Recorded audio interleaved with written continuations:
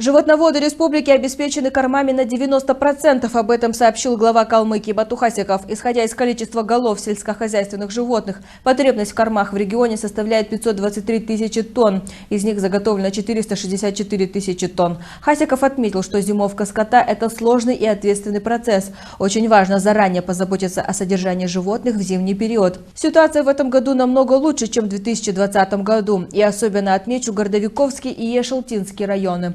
Здесь фермеры обеспечены кормами на 200%. Хасиков подчеркнул, что в Министерство сельского хозяйства России был направлен запрос для предоставления поддержки пострадавших от засухи в прошлом году – Лаганского, Черноземельского, Юстинского и Яшкульского районов.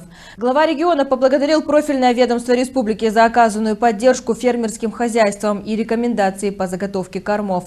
Это помогло увеличить кормовую базу на 30 тысяч тонн. Зима – очень ответственное время для сельхозпроизводителей. И мы приложим все усилия, чтобы наш регион перенес это время благополучно, заключил Хасиков.